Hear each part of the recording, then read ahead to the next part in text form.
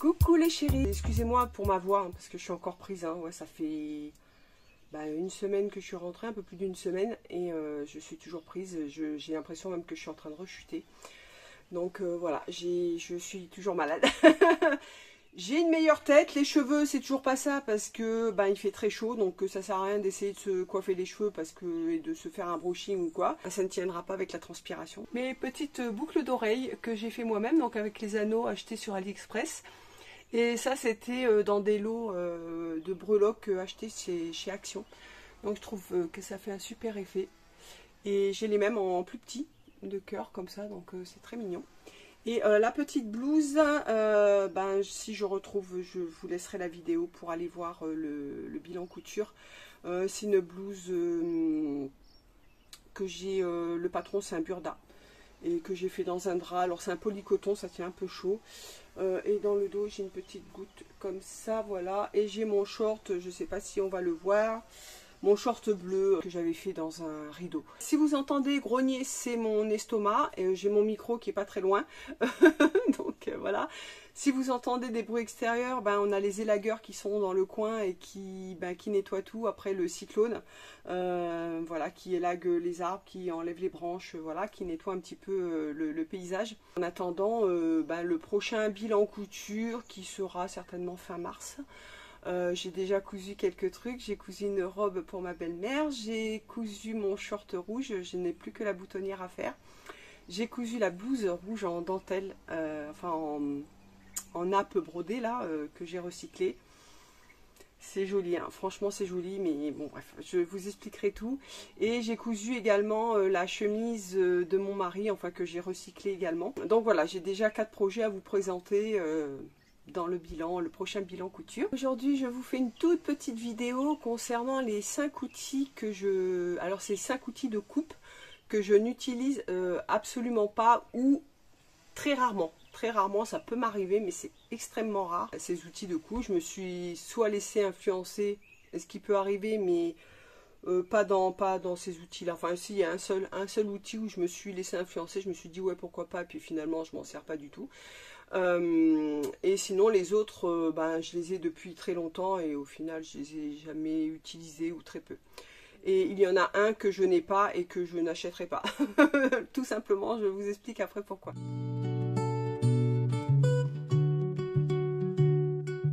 On va commencer par le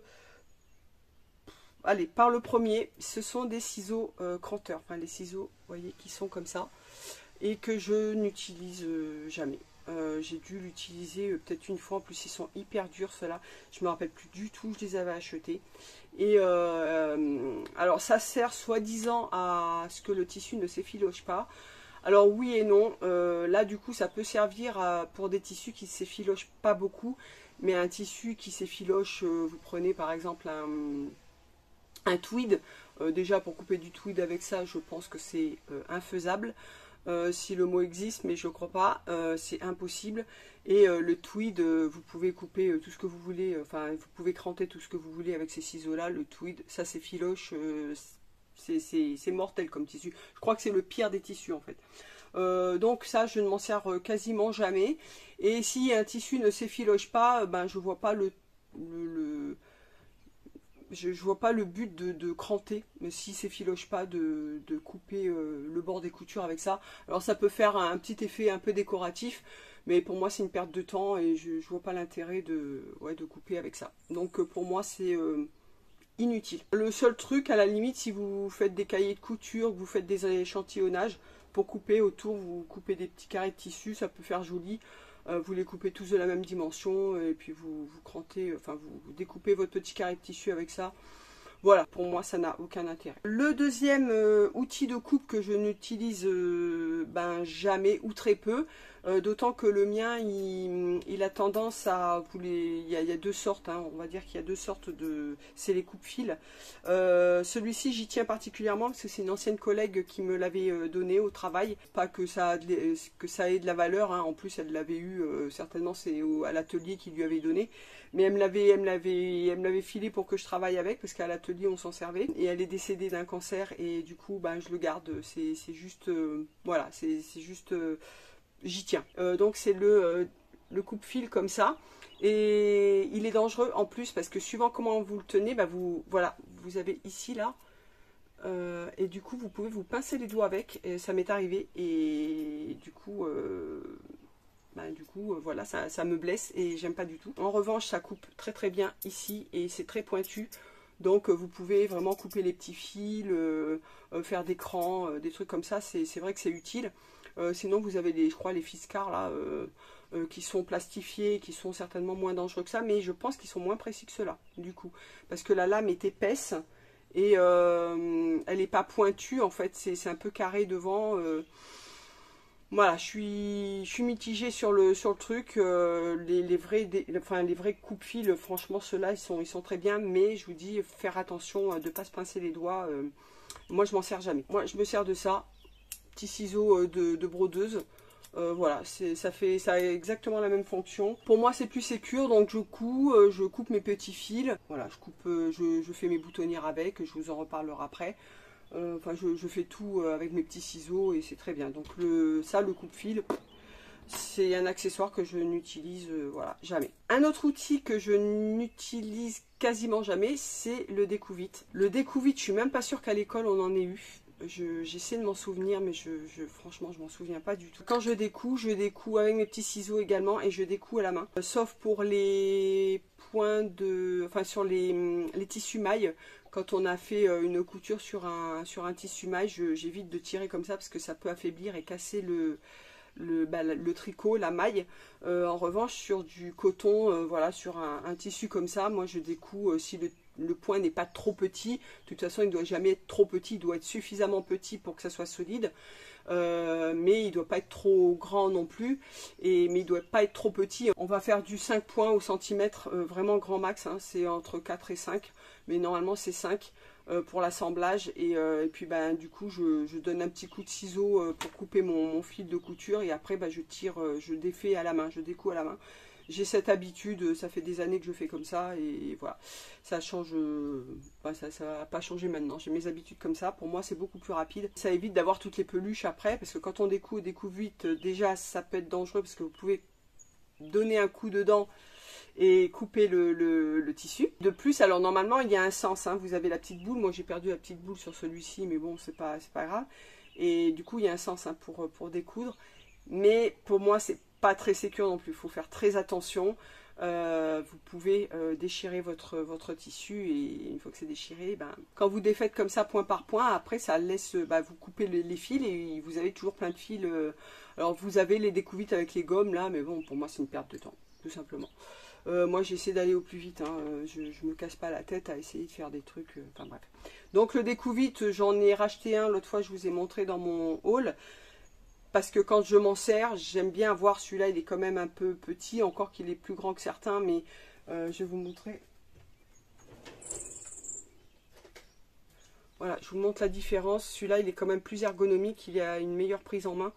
En revanche, au niveau du découvite, vous voyez, je voulais un grand comme ça, et moi j'ai un tout petit comme ça. Donc vous voyez, bon c'est pas grave, je vous dis, je m'en sers quasiment jamais. L'avant-dernier outil, là je m'étais laissé influencer, je me suis dit ouais quand même ça doit être pas mal. Donc à l'école ça n'en est jamais servi, je sais, vous allez me dire oui mais bon à l'école depuis ça a évolué, oui il y a des techniques qui ont évolué, il y a des nouveaux outils qui sont apparus, mais lorsque vous regardez par exemple dans les grands ateliers, les ateliers de haute couture, les grands ateliers, ils n'utilisent pas ce genre d'outils, et il y a des techniques qui sont restées depuis la nuit des temps, et c'est toujours la même chose. Si vous observez bien dans les grands ateliers, il y a des choses qu'on n'utilise pas. Voilà, donc moi je suis un peu à l'ancienne, mais j'utilise les bons outils, me semble-t-il. Cutter rotatif, non, ça coupe qu'à moitié, faut être très régulier au niveau de sa coupe, et puis du coup ça fait en pointillé souvent, vous êtes obligé de recouper. Pour moi c'est pas précis, ça va couper, ça va vous faire des petits crans comme ça, et la coupe ça doit être très précis également. Souvent je vois alors après enfin faites ce que vous voulez, c'est pas méchant. Pour moi la couture c'est précis, ça doit être précis, et encore je suis pas moi je suis encore moins précise que certains, mais j'essaie d'être carré, d'être le plus précis possible. Il y a un chien qui aboie, je suis désolée, je ne sais pas si vous allez l'entendre. Couper avec ça, ça va vous faire des dents comme ça. Du coup, si vous cousez, je sais pas, vous faites une marge de couture d'1 centimètre et que vous avez vos dents là, et ben il y a des moments où ben, ça sera plus d'1 centimètre ou moins d'1 centimètre. Donc vous allez vous fier à quoi lorsque vous allez coudre, si vous avez toutes ces petites hachures là. Moi je suis désolée, vous ne pouvez pas vous fier à... Donc ça doit être précis. J'ai mes ciseaux de coupe, donc j'ai ceux-là que j'utilise beaucoup moins maintenant parce qu'ils sont très lourds. Ce sont vraiment des ciseaux de tailleur qui sont... ça appartenait à un atelier, ça m'a été offert par une ancienne couturière. Il y a des années, ils étaient dans un sale état, ma maman les avait nettoyés et on les avait fait aiguiser et puis ben voilà quoi. Ça ce sont vraiment des ciseaux de tailleur qui valent une blinde je pense. Et sinon j'utilise ceux-là. Ceux-là je les avais achetés chez AliExpress, ce sont des ciseaux, ciseaux japonais. Alors je pense que c'est pas vraiment la vraie marque, mais ils coupent très bien, hein. Il n'y a pas de souci, ils coupent vraiment très bien, mais ce sont vraiment des ciseaux de coupe, la lame est très longue. Et du coup c'est beaucoup plus précis.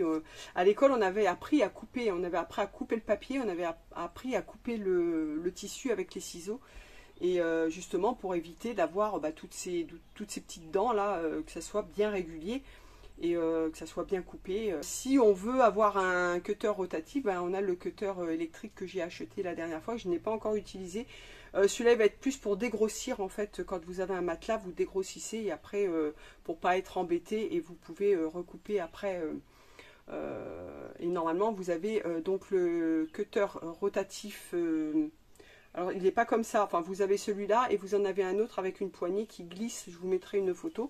Et vous avez la même chose avec une scie à ruban. Donc vous avez la scie à ruban mobile comme ça que vous pouvez faire à la main. Donc est beaucoup plus précise parce que la lame elle fait quoi, 1 centimètre de large et vous pouvez aller dans les coins, il n'y a pas de souci. Vous pouvez bien faire les courbes et tout ça. Et vous avez la scie à ruban sur plateau, vraiment c'est vous qui bougez le tissu et la lame elle est fixe en fait. Mais ça coûte super cher, il faut avoir beaucoup de place et c'est pour les grands ateliers, pour quand on fait vraiment beaucoup de vêtements ou autres, enfin ou d'accessoires, voilà, qu'on veut couper vraiment à grande échelle. Je suis désolée, j'ai très chaud. Et le dernier accessoire que je n'utilise pas, déjà que je n'ai pas en ma possession parce que je ne l'utiliserai jamais, c'est, vous savez, l'espèce de petit couteau, je vous mettrai une photo pour couper les boutonnières. Pour plein de raisons, je ne l'utilise pas parce que je n'ai pas l'habitude, on n'a jamais utilisé ça à l'école. Encore une fois, je prends mes petits ciseaux, mes petits ciseaux pour couper la boutonnière une fois qu'elle est faite. Puis, si vous avez une grande boutonnière et que votre ciseau il fait que la moitié de la boutonnière, vous êtes obligé de vous y reprendre à 2 fois. Moi, je prends mes ciseaux et je coupe et voilà, ça on n'en parle plus. J'en ai pas pour 15 ans, on peut même prendre le découvite éventuellement pour couper une boutonnière. Je ne vois pas l'intérêt de cet outil-là, franchement. Bon, après, chacun fait ce qu'il veut, encore une fois. Pour moi, c'est ni plus ni moins un gadget. Alors, paraît-il que ça coupe bien les fibres et que ça reste net. Après, vous avez l'espèce de colle, là, c'est pareil, on n'a jamais utilisé ça. Pour moi, c'est vraiment c'est un gadget, c'est vraiment pour vendre des choses et c'est des inventions, voilà. Dans le commerce quand ils font leurs boutonnières. Alors les boutonnières industrielles et les boutonnières familiales, ça n'est pas la même chose, attention, parce que les boutonnières faites sur les machines industrielles sont très serrées. Donc quand c'est coupé, c'est net, il n'y a pas de fil qui dépasse. Nous, sur les familiales, les boutonnières, souvent, alors vous pouvez régler votre zigzag pour qu'il soit un petit peu plus serré, mais souvent le zigzag est un petit peu plus lâche et du coup c'est pour ça que les fibres s'en vont. Mais au bout d'un moment, les fibres elles s'arrêtent en fait, hein. Vous avez votre zigzag, une fois que vous avez coupé les petits fils autour, normalement ça devrait pas, enfin moi j'ai jamais eu de souci avec mes boutonnières. Vous resserrez un petit peu le zigzag, vous réglez votre point et normalement il n'y a pas de souci. Après je vous dis, chacun fait ce qu'il veut. Si vous avez envie d'acheter de la colle pour éviter que ça se dépiote, envie d'acheter un couteau pour voilà, taper, en plus il faut le mailler, enfin il faut un maillet, un marteau, enfin bon, je vois pas l'intérêt. Honnêtement, je vois pas l'intérêt. Donc je ne l'utilise pas parce que je ne l'ai pas et je ne l'achèterai jamais. Et ça pour le coup, ça sera jamais. Ça c'est sûr et certain. Ça ce sont pour les 5 outils de coupe que je n'utilise jamais ou très peu.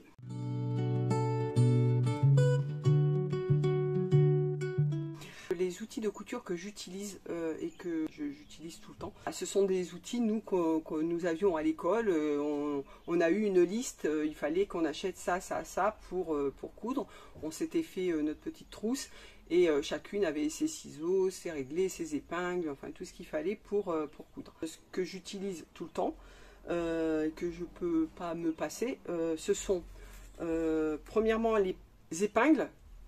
Mais attention, les épingles, j'utilise les épingles en petite quantité, j'en mets pas tous les centimètres, hein. J'en mets au cran de montage, aux coutures de jonction, début de couture, fin de couture, et basta, je n'en mets pas plus, hein. Je mets, voilà, je mets 3-4 épingles sur toute une couture, et après c'est fini. J'en ai quand même besoin, je m'en sers quand même régulièrement, enfin tout le temps, hein, les épingles, voilà, j'en utilise aussi également avant de couper, quand je dois couper un patron, pour maintenir mon patron, tout ça, donc voilà.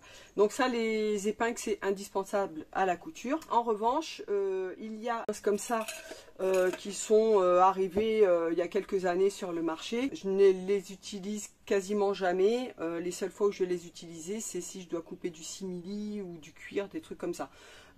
Pour moi, ça c'est indispensable quand on utilise du cuir ou du simili, enfin ou des tissus très épais, des lainages, des trucs comme ça, sinon je n'utilise jamais ça. Voilà, en atelier, je suis même pas sûre qu'on utilise ce genre de choses. À l'époque, ça n'existait pas.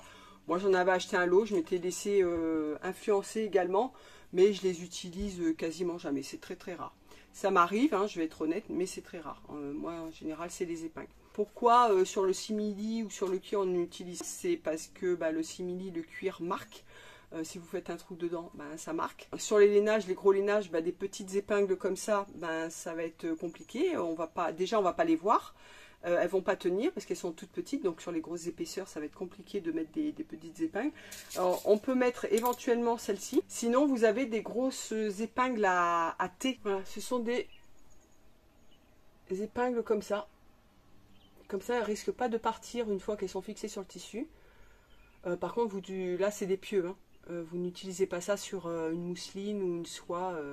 Ça, c'est vraiment pour les lainages, les tissus très épais. Je vais utiliser également ce genre d'aiguille. Une aiguille avec un chat, un grand chat.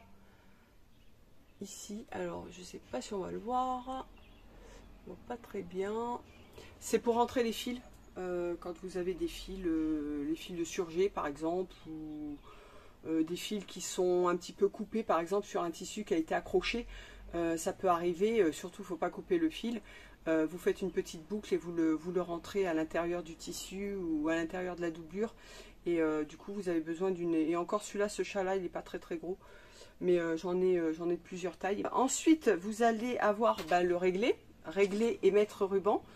Donc ça c'est indispensable pour prendre les mesures, pour faire un ourlet, pour faire un rempli, pour que ça soit bien régulier, pour faire des marquages et tout ça. Donc ça c'est indispensable à la couture. Moi je ne couds jamais, à chaque fois que je couds je me mets à la couture. Pouf, la première chose que je fais c'est de mettre mon ruban autour du cou.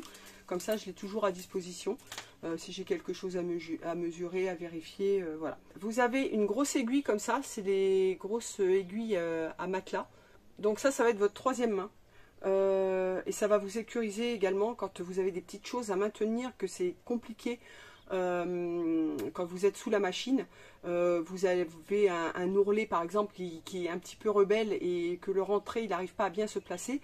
Vous prenez ça et vous le rentrez un petit peu, et ça vous permet de vous sécuriser également, parce que si vous mettez votre doigt près du pied presseur et que sans faire exprès vous appuyez sur la machine, vous risquez de vous blesser, hein. Donc ça c'est vaut mieux casser une aiguille que vous planter une aiguille dans le doigt. C'est juste un conseil comme ça. Donc vous utilisez ça même pour maintenir de temps en temps, c'est bien pratique. Donc c'est votre troisième main, ça c'est indispensable aussi pour moi en tout cas à la couture.